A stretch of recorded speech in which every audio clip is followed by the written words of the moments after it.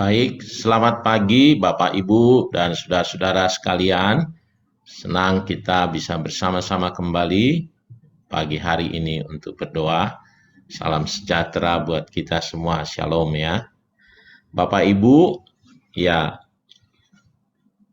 di awal-awal tahun seperti sekarang ini juga kita baru eh, apa ya, saudara-saudara kita juga merayakan Imlek ya. Jadi pasti banyak rencana yang dibuat ya. Rencana-rencana tahun ini. Ya, seperti lagu kita ini baik sekali. Ya, musim akan berganti ya. Tahun berganti tentu ada harapan, ada keyakinan seperti lagu kita ini. Kita orang percaya boleh musim berlalu, tetapi Allah kita memiliki Allah yang tetap sama, yang mengasihi kita, menolong kita, dan itu jadi satu keyakinan dari hidup kita ya. Tetapi selanjutnya adalah kita mulai merencanakan apa yang harus kita kerjakan, apa yang harus kita lakukan. Nah, sayangnya banyak orang hanya merencanakan apa yang diinginkannya, ya.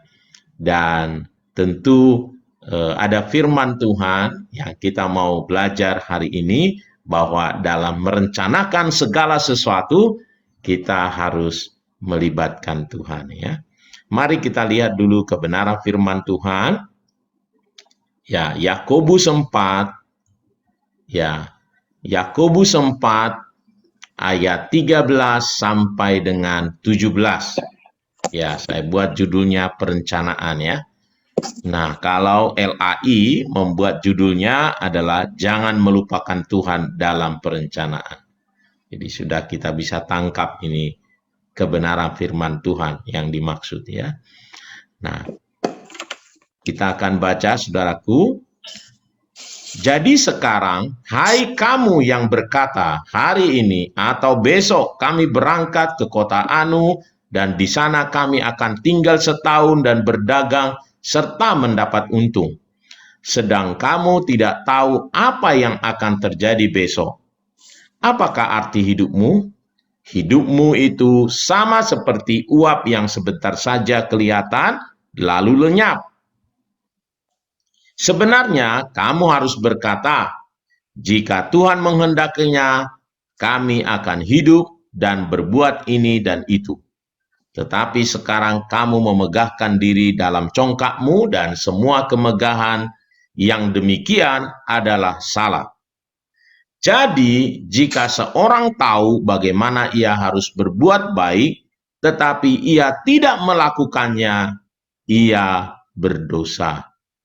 Ya, Bapak Ibu Saudaraku yang dikasihi oleh Tuhan, saya percaya kita sudah pernah membaca ayat ini ya.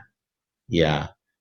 Dan ayat yang sangat topnya sering dibacakan adalah ayat yang 17-nya. Jika kita tahu apa yang baik tetapi kita tidak melakukannya, kita berdosa. Ya. Nah, ternyata itu berhubungan sangat erat dengan tentang perencanaan. Nah, apa yang kita mau belajar dari perikop ini ya dalam hal perencanaan adalah jadi kita yang pertama sekali adalah rencana kita tidak sama dengan rencana Tuhan. Ya, firman Tuhan berkata begitu jauhnya katanya ya rancangan kita dengan rancangan Tuhan ya, seperti jaraknya antara bumi dan langit. Itu sebabnya penting sekali ya, saudaraku, melibatkan Tuhan. Ya. Kenapa? Karena Tuhan kita yang tahu akan masa depan. Ya, tetapi sayang banyak orang dalam perencanaannya itu yang dia rancangkan adalah sesuai dengan keinginannya, sesuai dengan rancangannya sendiri. Ya. Nah, firman Tuhan pagi hari ini mengingatkan kita dalam merencanakan segala sesuatu, ya, kita harus ingat bahwa rancangan kita jauh sekali bedanya dengan rancangan Tuhan. Jadi yang pertama kita harus betul-betul saudaraku mengingat akan hal ini ya supaya rancangan kita bisa menjadi yang terjadi ya. Supaya rancangan kita supaya rancangan kita itu bisa menjadi kenyataan kalau kita tahu bahwa itu sesuai dengan rancangan Tuhan. Artinya kita harus banyak bergaul dengan Tuhan, bergaul dengan kebenaran firman Tuhan, supaya kita tahu apa yang Tuhan kehendaki, apa yang menjadi rancangan Tuhan dalam hidup kita. Sehingga rancangan Tuhan itu yang akan menjadi rancangan kita. Mari Bapak Ibu, yang pertama itu. Nah, yang kedua, kita harus melibatkan Tuhan dalam rancangan kita itu sejak dari awal. Ya. Nah, banyak orang merancangkan sesuatu, ya, lalu dia melibatkan Tuhan dalam merencanakannya. Tidak cukup begitu, tetapi sejak dari awal, ya, biar kehendak-kehendak Tuhan itu yang kita lakukan. Ya. Itulah yang baik dalam perencanaan. Perencanaan yang baik adalah kalau Allah kita dilibatkan sejak dari awal. Jadi yang pertama, rancangan kita berbeda jauh dengan rancangan Tuhan. Bisa berbeda jauh sekali. Yang kedua adalah rancangan yang baik adalah kalau kita melibatkan Tuhan sejak dari awalnya. Ide-idenya, ya, awalnya itu harus dimulai dari Tuhan. Nah, lagi-lagi kalau kita mengerti akan Tuhan kita bergaul dengan Dia, kita tahu apa yang Tuhan inginkan, lalu itu yang menjadi rancangan-rancangan kita. Supaya Tuhan boleh disenangkan melalui hidup kita. Ingat, tujuan hidup kita adalah untuk menyenangkan hati Tuhan. Dan perikop ini ditutup, jika kita tahu yang baik, tetapi kita tidak lakukan, maka kita berdosa. Jadi dalam perencanaan yang baik itu adalah melibatkan Tuhan. Nah, kalau kita tidak libatkan Tuhan, ternyata menjadi tidak baik, saudaraku. Apa akibatnya? Kita bersalah. Dan kalau kita bersalah, ya pasti Tuhan tidak akan disenangkan ya. Kita berdosa, ya itu menjadi satu kedukaan bagi Tuhan.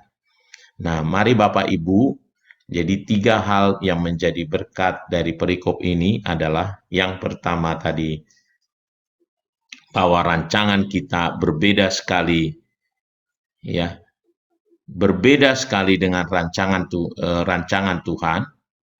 Ya, yang kedua adalah perencanaan yang baik selalu akan melibatkan Tuhan sejak awalnya. Mari kita selalu lihat, saudaraku ya, apakah ini yang Tuhan mau dari hidup kita. Nah, tanda orang beriman yang ketiga adalah melakukan apa yang baik dalam perencanaan. Gak cukup hanya sekedar, saudaraku ya, membuat rencana-rencana yang baik, ya, tetapi kalau kita tahu rencana yang baik itu adalah melibatkan Tuhan, kita harus melibatkannya. Ya, ada firman Tuhan di Amsal 24 ayat 6 bagian A-nya, karena hanya dengan perencanaan engkau dapat berperang. Ya, perencanaan menjadi sangat penting, menjadi langkah awal kita, apalagi kita gaungkan ini start strong ya.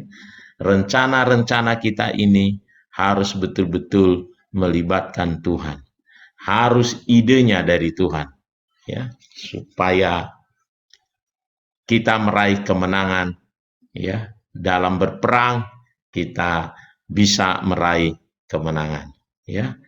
Tuhan memberkati kita. Mari kita datang kepada Tuhan